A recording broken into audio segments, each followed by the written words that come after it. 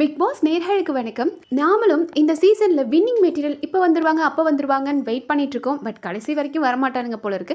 ஆனா நிறைய கிரிஞ்ச் மெட்டீரியலும் இல்ல நிறைய வன்மம் தான் இந்த வீட்டில் ஜாஸ்தியாயிட்டு இருக்கு. இந்த கருமத்துல இதுல காதல் கதை வேற இவங்களுக்கு கேட்குது. ஏன்னா புதுசா காதலர்களா எஃப்ஜே அண்ட் வியானா உருவாக்கிட்டு இருக்கிறாங்க. ஸோ போன வாரம் அந்த ராஜாங்கம் டாஸ்க்ல கூட பார்த்தோம் அப்படின்னா வியானா அந்த ஃபிளாக் எடுக்கிற டாஸ்க்ல கூட தப்பான ஃபிளாக் எடுத்துட்டு வந்தாங்க. அப்பவே எஃப்ஜே ரொம்ப அமைதியா இல்ல வியானா அப்படின்னாரு. என்னது இது, வியானாக்கும் இவனுக்கும் எலியும் பூனை மாதிரி சண்டை போட்டுக்கிட்டு இருப்பாங்களே, வியானா எடுத்துட்டு வந்ததை ஒண்ணுமே சொல்லலையே, அது இல்லைனா சொல்லி காமிச்சிக்கிட்டே இருப்பானே அப்படின்னு பார்த்தா அப்ப இருந்தே கொஞ்சம் கொஞ்சமா அவங்களுக்குள்ள பிடிக்க ஆரம்பிச்சிருச்சு.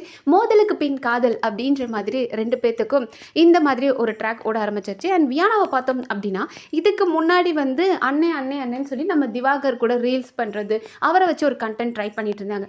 ஓகே, அந்த கிறுக்கை எப்படினாலும் வெளியே தெரியும், நம்மளும் தெரியலன்னு அதை ட்ரை பண்ணாங்க போல இருக்கு. ஸோ இப்போ அவர் போனதுக்கு அப்புறமா அவங்க அடுத்ததாக எஃப்ஜே கிட்ட ஒட்டிக்க ஆரம்பிச்சிட்டாங்க. ஈவன் இன்னைக்கு காலையில் கூட அவங்களோட லிப் பாம் எடுத்து அவர்கிட்ட கொடுக்குறாங்க. கொடுத்து நீ இதை நீ பாக்கெட்டில் வச்சுக்கோ அப்படின்றாங்க. உடனே அவரும் உள்ள வாங்கி வச்சுக்கிறதும், அதுக்கப்புறம் அவங்க ஐயோ சுபிக்ஷா வேற பார்த்தா லிப் பாம் கேட்பா அப்படின்னு, அவளுக்கு மட்டும் என்கிட்ட நீ கொடுத்துருக்கிறது தெரிஞ்சு அவள் இன்னும் கேட்பா பார்த்துக்கோ அப்படின்னாங்க. அண்ட் இவங்க சொல்கிறாங்க நைட்டு நான் உன்னை வந்து பார்த்தேன், நீ தூங்கிட்ட, நான் அதனால் போயிட்டேன் அப்படின்றாங்க. யாரா நீங்கள், இதனடா புதுசாக இருக்குது. அப்போ வியானாவும் தனியாக ஒரு இண்டிவிஜுவல் கேம் ஆட வரல, இவ்வளோ நாள் திவாகர் கூட ட்ராவல் பண்ணிட்டு இருந்தாங்க, இப்போ எஃப்ஜே வச்சு ட்ராவல் பண்ணலாம் அப்படின்னு நினைக்கிறாங்க போல இருக்கு. அண்ட் நேற்று முந்தா நேற்று கூட சொல்லிட்டு இருந்தாங்க, இவர்கிட்ட நம்மளோட விக்கல்ஸ் கிட்ட சொல்லிட்டு இருந்தாங்க, ஐயோ வெளியே ஏதாவது லவ் கண்டென்ட் மாதிரி ஏதாவது போயிருமா அப்படின்னாங்க. அப்போ அவர் கேட்டார், நீ லவ் கண்டென்ட் கொடுக்கலனா அது எப்படி வெளியே அப்படி போக போகுது அப்படின்னாரு. அண்ட் நேற்று கூட பார்த்தோம் அப்படின்னா நான் எங்கள் மம்மி கிட்ட சொல்லிடுவேன், எனக்கு எப்படி இருக்க பிடிக்குமோ நான் அப்படி தான் இருப்பேன் அப்படின்றாங்க. அப்போ நம்மளோட விக்கல்ஸும் சொல்கிறார், இந்த வீட்டுக்குள்ளே எல்லா ஃபீலிங்ஸும் வரதான் செய்யும், அதெல்லாம் நம்ம ஒன்றும் பெருசாக கண்ட்ரோல் பண்ண முடியாது அப்படின்றாரு. பட் சுபிக்ஷா இருந்துட்டு இல்லை வேண்டாம், உங்கள் வீடை பற்றி தெரியும், உங்கள் அம்மாவை பற்றி தெரியும், இதெல்லாம் நீ பண்ணாத, இது சரிப்பட்டு வராது, வெளியே எப்படி வேணாலும் போகும் அப்படின்னு அட்வைஸ் கொடுத்துட்ருக்காங்க. அண்ட் விக்கல்ஸ்க்கு ரொம்ப நல்லாவே தெரியும் இந்த வீட்டுக்குள்ளே இருக்க நட்பு, காதல், எதிரி எல்லாமே அந்த 100 நாட்கள் தான், அதுக்கப்புறம் எதுவுமே பெருசாக ட்ராவல் ஆகாது அப்படின்றது அவருக்கு நல்லாவே தெரியும். ஏன்னா அவரே சொல்கிறாரு, இவங்க கிட்ட கன்னியா காட்ட கூட சொல்லிட்டு இருந்தார், அக்கா நம்ம இந்த வீட்டுக்குள்ளே இருக்க வரைக்கும் இப்படி இருப்போம், நாளைக்கு வெளியே போயிட்டோம் அப்படின்னா நீங்கள் ஒரு பக்கம் போயிடுவீங்க, நான் ஒரு பக்கம் போயிடுவேன், ஏதோ ஒரு ஃபங்க்ஷன் அப்படின்னா பார்த்தா ஒரு கூப்பிட்டுக்கிறதோ இல்லை எங்கேயாவது பார்த்தா ஹை ஹலோ பேசுவோம், இவ்வளோதான் அப்படின்னார். அப்போ அவருக்கும் தெரியும் இந்த வீட்டுக்குள்ளே வர எதுவுமே ஒரு அன்புன்றது உண்மையான அன்பாக இருக்காது. ஆனால் வியானாவை அவர் அப்படியே ட்ராக் மாற்றி விடுறாரு.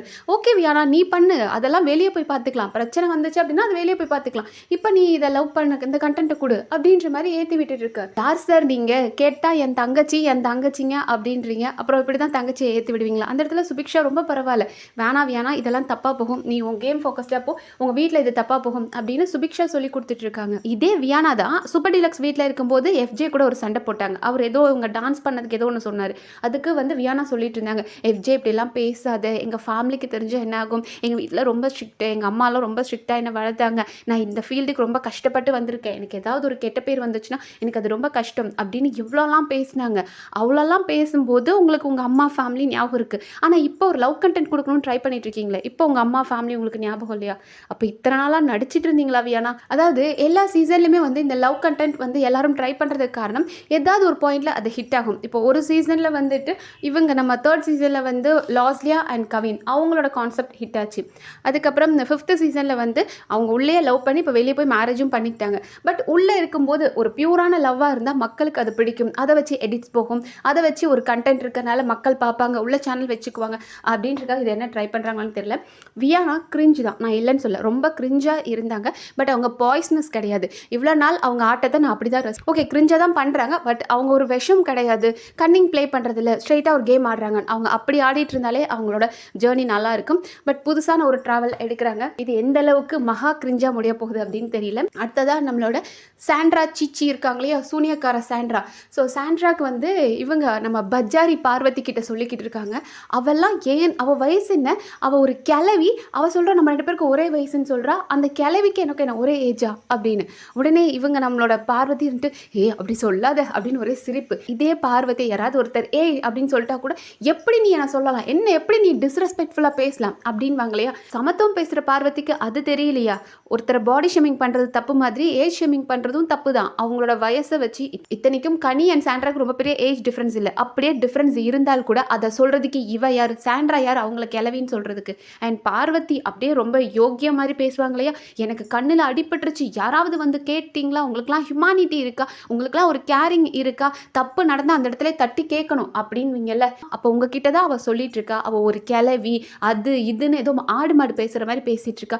எல்லாத்தையும் இவ்வளோ உட்காந்து கேட்டுட்டு இருக்கா. ஏன்னா இதே பார்வதி நேற்று வந்து வினோத் கிட்ட சொல்லிட்டு இருக்காங்க, அண்ணன் உன்னை வந்து திவாகர் அண்ணன் எத்தனையோ தடவை தப்பாக பேசியிருக்காரு, அப்போல்லாம் கூட நான் திவாகர் அண்ணனை ஸ்டாப் பண்ணுவேன். அண்ணன் வேண்டாம் அப்படிலாம் பண்ணாத, வினோத் அந்த மாதிரிலாம் பேசாத அப்படின்னு நான் ஸ்டாப் பண்ணுவேன், அதெல்லாம் நீ வெளியே போய் பார்த்து தெரிஞ்சுக்கோன அப்படின்றாங்க. அடி பாவி, வாயை திறந்தா உனக்கு பொய்யாதான் வருமா? நீ எத்தனை தடவை ஏற்றி விட்ட?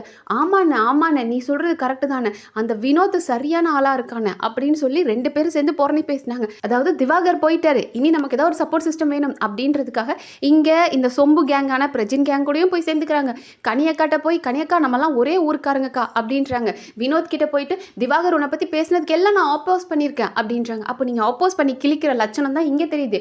சாண்ட்ரா பேசுகிறாங்க, அவள் யார் கிளவி, அவளுக்கு தகுதியே இல்லை என் கூட விளையாடுறதுக்கு. சாண்ட்ரா ஏதோ பிக் பாஸில் டிகிரி முடிச்சுட்டு வந்திருப்பாங்க அப்படின்னு நினைக்கிறேன். ஏன்னா அவளுக்குலாம் என் கூட விளையாடுறதுக்கு தகுதியே இல்லை. அவளை நான் எதிரியாக நினைக்கிற அளவுக்கு கூட அவளாம் கிடையாது. அவன் சொல்ல மாட்டாங்க, அது இந்த ஆடு மாடெல்லாம் பேசுவாங்களே அந்த மாதிரி தான் பேசுவாங்க. அதுக்கெல்லாம் வந்து என் கூட விளையாடுறதுக்கு தகுதியே கிடையாது. அதை நான் வந்து பேசக்கூட மாட்டேன், அதை கண்ணு கூட நான் பார்க்க மாட்டேன் அப்படின்னு. ஏன் பார்க்க மாட்டீங்கன்னா உங்களுக்கு பயம். கனி நீங்கள் நினச்சதை விட ஸ்ட்ராங்காக இருக்காங்க, வேலிடாக ஒரு கொஷின் வைக்கிறாங்க, அது மக்கள்கிட்ட பதிவாயிருமோ, அவகிட்ட நின்று பதில் பேசினா அப்படின்னா நம்ம மாட்டிக்குவோம், மக்கள்கிட்ட அது பதிவாயிருன்றதுக்காக தான் தெரிச்சு ஓடுறா இந்த சூனியக்காரி. அண்ட் இவ வந்து சொல்லிக்கிட்டு இருக்கிறா அவளுக்கெல்லாம் வந்து என்ன தகுதி இருக்குது அப்படின்னு. உனக்கு என்ன முதல்ல தகுதின்றதுக்கு நீங்கள் யாருங்க பேசுறதுக்கு? அப்போ தகுதி இல்லாதவங்க கூட நீங்கள் எதுக்கு விளையாட வந்தீங்க? நீங்கள் தான் மச்சாங்கோட்டாவில் வந்திருக்கீங்க, உங்கள் அண்ணன் விஜய் சேதுபதி இருக்காரு அப்படின் போது இவங்க கூடலாம் என்னால் விளையாட முடியாது, தகுதி இல்லாத கண்டஸ்டன்ஸ் இவங்க கூட நான் ஏன் விளையாடணும் அப்படின்னு சொல்லிட்டு போயிருக்கலாமே. அதுங்களுக்குலாம் அறிவே இல்லை. அவங்க பாயிண்ட் எப்போதுமே தான், அதுங்களுக்கு விளையாட தெரியல, அதுங்களுக்கு அறிவு இல்லை. இவ்வளோலாம் பேசுகிறத அந்த பார்வதி, சமத்துவம் தெரிஞ்ச பார்வதியும் சிரிச்சு ரசிச்சுக்கிட்டு இருக்காங்க. ஆமா இல்லை, ஐயோ ஆமா இல்லை அப்படின்னு. இப்படியே வன்மத்தை தான் கக்கிட்டு இருக்க போகிறானுங்க. யாருமே வின் பண்ணுறதுக்கு ஒரு டிசர்விங் கண்டஸ்டன்ஸே கிடையாது. எரிச்சலாக இருக்குது. சரி இவனுங்க பேசுகிறது தான் எரிச்சலாக இருக்குது. அட்லீஸ்ட் வாரத்தில் 3 நாளாவது டாஸ்க்காவது ஒழுங்காக கொடுப்பானுங்கன்னு பார்த்தா இந்த வாரத்துக்கான டாஸ்க் அதை விட ஒர்ஸ்ட்டாக இருக்க போகுது. இவனுங்களை நம்பி எல்லாம் செட்டு போட்டால் மட்டும் என்ன ஆக போகுது, நமக்கு வீண் செலவு அப்படின்றதுக்காக இப்படி ஒரு டாஸ்க்கை கொடுத்துருக்காங்க போல இருக்குது. ஸோ போரிங்காக போயிட்டுருக்கு இந்த சீசன். நீங்கள் என்ன நினைக்கிறீங்கன்றதை கமெண்ட் செக்ஷனில் சொல்லுங்கள். நன்றி.